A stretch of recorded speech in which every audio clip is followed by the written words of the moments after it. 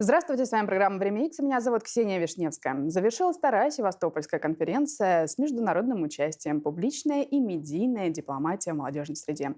Организатор Виктория Кошлякова у нас сегодня в студии расскажет об итогах этой конференции. Здравствуйте, Виктория. Здравствуйте. Виктория, расскажите, пожалуйста, вы были и модератором, и организатором. В целом, как прошла сама конференция? Какие были основные темы на ней затронуты? Ну, конференция прошла очень хорошо. Основные темы у нас были затронуты самые основные, самые разные, но одни из основных тем — это положение Российской Федерации на международной арене. Также мы затронули не только публичную дипломатию, но и медийную дипломатию. Среди спикеров у нас была, точнее, ведущая общественного телевидения России, то есть федерального канала, и, в принципе, другие спикеры, которые могли рассказать не только о дипломатии и международных отношениях, но и о роли каких-то медийных персонажей в каких-то их общественных проектах, в общем, в их жизни. А острые вопросы Острые были? вопросы, но у нас как таковой именно в тематиках не было острых вопросов, но в ходе обсуждения они были, они затрагивались, и в частности были вопросы касаемо культурной дипломатии, методов их реализации, и экономическая дипломатия, и непосредственно национальная идентичность. В конце, в последний день было ребятами разработано и внесены предложения изменения в проект федерального закона о санкциях в отношении других государств, которые проявляют к нам недружественные отношения. Ребята тоже очень активно включились в эту работу, также обсуждали с ними молодежную стратегию 2021, обсуждали какие-то проблемные вопросы, которые есть у нас в городе касаемо молодежи, на уровне Российской Федерации, также на международной арене, в частности, международное молодежное сотрудничество. Возможно, какой-то обмен, какие-то совместные мероприятия с каким-то государством, либо с какими-то вузами Российской Федерации. Виктория, в целом, если дать некую какую-то, может быть, общую оценку, что сейчас интересует молодежь и какое их личное отношение к именно международным отношениям? Самый главный вопрос, который они задавали во время всех этих 3 дней, это были вопросы касаемо санкций Российской Федерации, также то же самое дело Скрипаля и ряд последних событий, которые происходят в мире в отношении и вокруг Российской Федерации. У нас был спикер, сама девушка из Сербии, но на данный момент, когда у нас была конференция, она находилась в Нью-Йорке. И ребята спрашивали, какое отношение непосредственно у американцев, с которыми она общается, и как они вообще относятся к России, какое у них мнение о Российской Федерации и вообще о санкциях. Очень разные были ответы и очень разные были вопросы. Но есть вообще ощущение, даже когда устраивают такие конференции, что есть какое-то понимание или постоянно разногласия, постоянно какие-то споры, и на ваш Споры взгляд? есть. Споры есть, Споры безусловно. есть, да. И тут какую бы тему ни взял в дипломатии, споры есть всегда. И мы стараемся, если вы заметили, что у нас эта конференция проводилась не только нашим журналом и «Молодежка УНФ», но еще непосредственно научным студенческим обществом ГИМО. Ребята приехали, они включились, они подключили своих спикеров, преподавателей МГИМО, некоторых основателей какого-то определенного круга дипломатических клубов, либо клубов, которые являются студенческим таким обществом в университете МГИМО, и обсуждали непосредственно все эти вопросы очень детально. И помимо того, что они рассказали, и ребята еще могли задать вопрос, проводили какие-то деловые, ролевые игры, Мгм. Скажите, дискуссии, кстати, по встречи. поводу спикеров, хотелось бы Да. тоже узнать, какие именно спикеры были, и, может быть, коротко о тех темах, которые они успели на этой конференции осветить.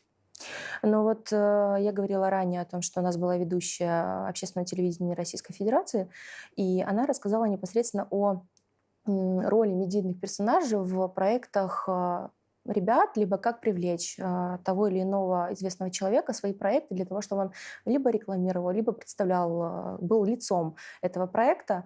Ребятам очень понравилось, и было очень много вопросов, и Ангелина действительно затронула те вопросы, которые на сегодня интересуют молодежь, потому что у многих в головах есть какие-то там идеи, но не знают, как их реализовать, либо не знают, как можно распиарить данный проект. Вот она им рассказала те тонкости, как это лучше сделать.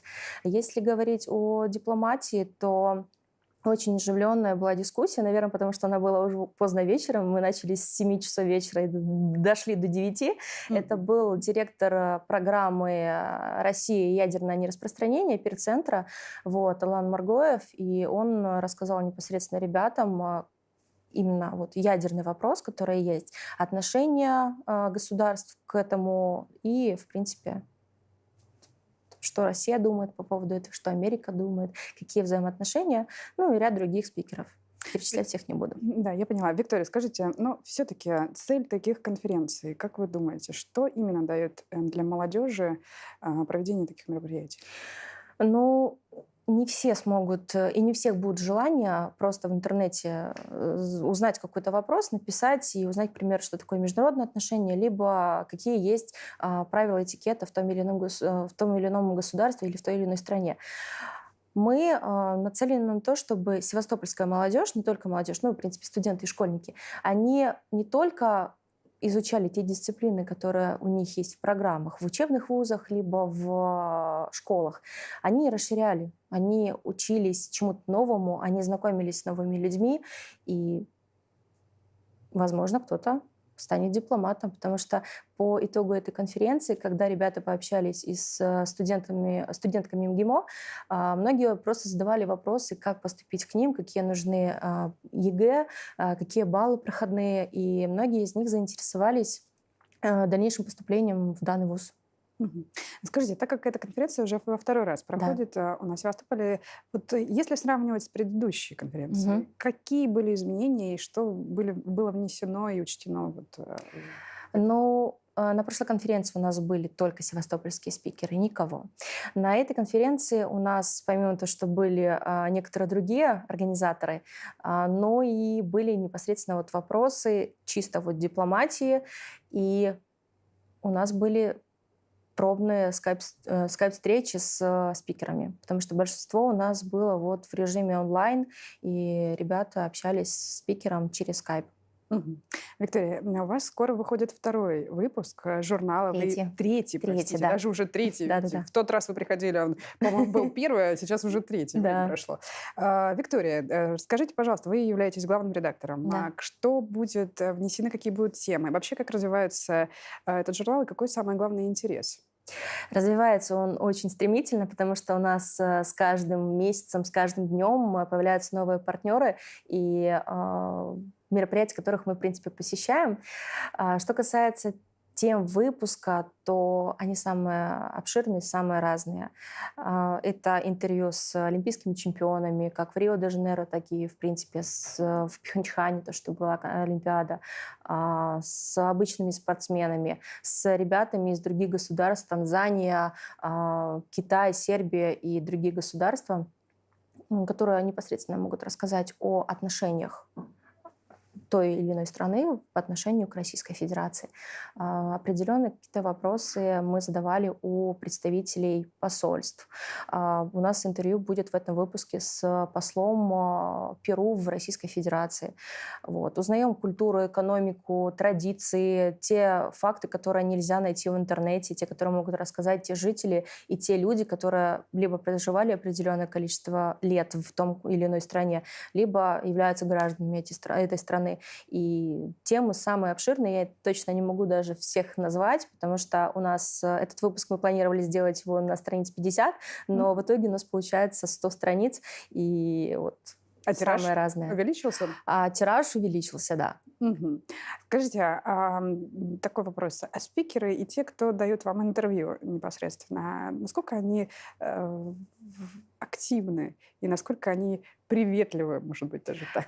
Приветливо, сказать, очень да? приветливо. Вот если, к примеру, говорить о этом выпуске, то буквально вчера я общалась с пресс-атташе посольства Российской Федерации в Конго, и она очень обрадовалась о том, что ей пишут из Севастополя, передавала всем огромный привет и говорит, что скучает по Российской Федерации, но она очень обрадовалась и очень доброжелательно отнеслась к тому, чтобы пообщаться непосредственно с молодежью, дать интервью и рассказать о том, как вообще работается на территории африканского государства и что там вообще происходит.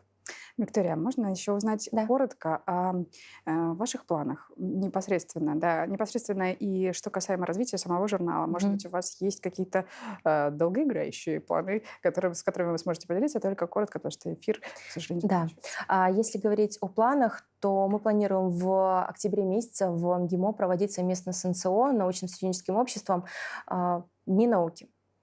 Совместно с нашим журналом будет определенная делегация севастопольских ребят, которые поедут на эти Дни науки. Мы уже с ребятами обсудили непосредственно те тематики, которые мы затронем. Если говорить о журнале, то планы тоже очень наполеоновские, будем говорить так.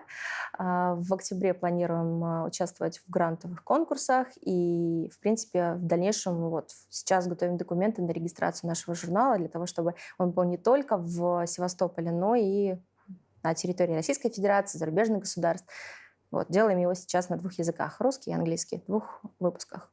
Тем более, что с такими обширными и интересными Мгм. интервью, которые вы уже рассказали, что ждет нас в 3-м выпуске, я думаю, что это будет интересно всем.